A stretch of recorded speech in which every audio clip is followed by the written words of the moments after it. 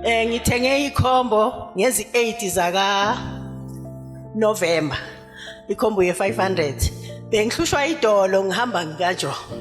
Hayi ngathola ikhombo nekhalenda namanzi ichibi netswayi ne-anointing oil. Hayi le dolo belicale last year ngoFebruary. Hayi njoba ngithoba ngigcobise anointing oil. Hayi idolo nali seliyavuma manje. Sengiyakwazi ukuliphakamisa. Bengakwazi ukwenza lutho. Ngiyalibonga uGcobo lakababa umpostoli. Ubaba umpostoli ngamazi ngo2022 eze eSprings mina ngihlala eTsakane. Ngithena ngimbona ukuthi uyeza eWitbank kula ngizalwa khona. Ngathi kula ngiyakhona ngezi9 ngifika izolo ngalala kamfowethu. Manje ngiyalibonga uGcobo lakababa umpostoli. Nebusiness lami ngiyathunga lihamba kahle kakhulu namanje ngiyajika namuhla ngibuyele emuva eTsakane. Mina ngiyakophelile ngezi 31 October ngaya eBronkhorstspruit ngakuhlangana nomama Mpostoli. Umama Mpostoli ngathenga itswayi. Thina ekhaya bekuhlala kunezimpi njalo ngoMay usesami samthola ashonele endlini. Thina behlala kenye indlu eRDP na iJarida beli 1. Ngathi ngiyavula ngale elakulala khona usesami endlini ngamthola ashonele ngaphakathi singazi ukuthi ushone wenze njani. Aya sambeka ngoMay ngo-October nyaka uphelile ngathenga usawoti ngachela iJarida lonke. Ngathi mangilele kwaphuma abokati laba bebamkhama. Abokati laba abaningi vele baphuma laba bebahama usesami kusho ukuthi bebabulawe nguye ngibo bokati labo. Ngobukati lo engamthola ngendlini ngathola ukati oyi1 sekaphuma baleka ngamtshela ngathi ungaphinde ubuye la. Ngiyaliphakamisa uGcobo laba boNdlovu. Ngithi laba baqala usebenzisa balisebenzisa ngokukholwa nangokuthemba. Uma ukholwa yonke into iyenzeka, uma ungabazi uzobona ngathi akwenzeki lutho. Amen ngiyabonga.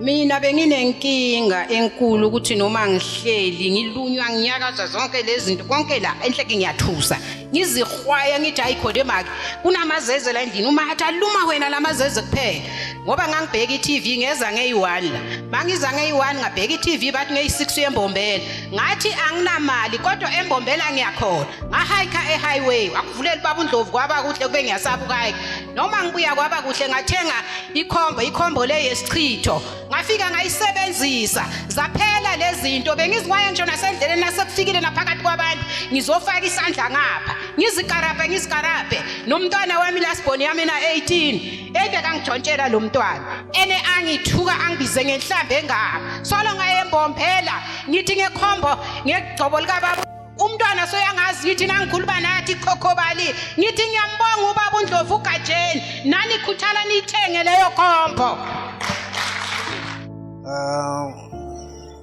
Ngize lapha ngizokubonga iGcobo lalapha ekhaya.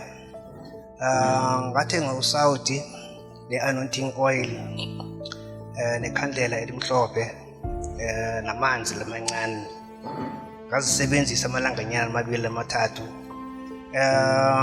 Uqala kwami ukwazi ikhaya laseShalom ngacela ukubona umpostoli ngo-2021 so akenge ngikhona ukuthola ngesikhathi engakhabe ukubona ama-branch ama-offices lapho ngale kwaNdebele so lezo zinto ngithi abantu ngizisebenzise ngithe ngisemsebenzini othize bangifonele ekhaya bathi ngizothatha amaphepha wami so bazalwane nganelo ugadanga eShalom iShalom ingitholele ikhaya sekunamakhaya amathi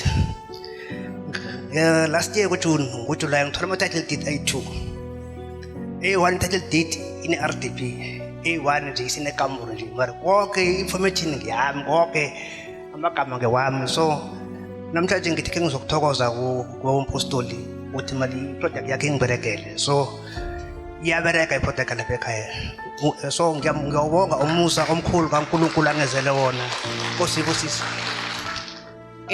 Ngicale ukugula last year ngoJune ngiphethwe inyawo lami licale ngazi ukuthi la ngaphasi kune athlete fit angazi ukuthi niyayazi athlete fit lacala lagubheka labane nomgodi waphuma ithambo ngaya ka doctor udoctor ngathi ngim-attende kwaze kwaba yi6 wathi ayi akasazi naye kufanele enze njani wangibhalela incwadi ngaya ku specialist mangifika ku specialist sangifaka esibhedlela balikhatha balivula bakhipha ubovu lobo bukhona la phakathi kanti mangiloku from June up to ngabo November bekhona la ngiya khona endaweni lezi sizaziyo la siloku sibhizi sifuna khona usizo limane lenze ngazuthi liyavaleka mangicala ngemsebenzini bese livuke futhi livuke kwaze kwaba yi3 lokulivaleka ngihamba abantu abayi3 lokulingapholi kuthe ngoNovember okay mangifika esibhedlela bakhipha lokho abakhiphayo then balicheka baliskena benza yonke into bathi kimi akunalutho ayikho into abayibonayo ama test amaphuma ngazitshela ngathi kusho khona ukuthi angeke ngisakhamba shuthi nyawo lama ngeke ngisaphola ngathi ngiye kenye indawo bangitshela ngumfundisi ukuthi kukhona umfundisi omunye bathi uNdlovu ubonakala eTV ngathi ake ngimbone ngambukela bangitshela ukuthi une office la eWitbank ngasa driver ke bengasakhona nokusidrivela seza la eWitbank nomyeni wami safika sathenga ikhombo basi director umam Sikhosana safika sathola yena wasitshela ukuthi isebenzise njani ngithi mina ukufutha ngenyawo amalanga ayi3 ngoba nale operation bathe mabayithunga bese kuvuvukela la ngaphakathi lestishi singasaphumi sekubolile within 3 days inyawo la bese lipholile so ngiyambonga uNkulunkulu noNkulunkulu kaBaba uNdlovu ka Pastor uNdlovu ukuthi ahlale njalo nalabo abangakaze bayithenga ikhombo nabo bangazama ukuthi bayithenge iyasiza iyasebenza ingisebenzele ngibuyele emsebenzini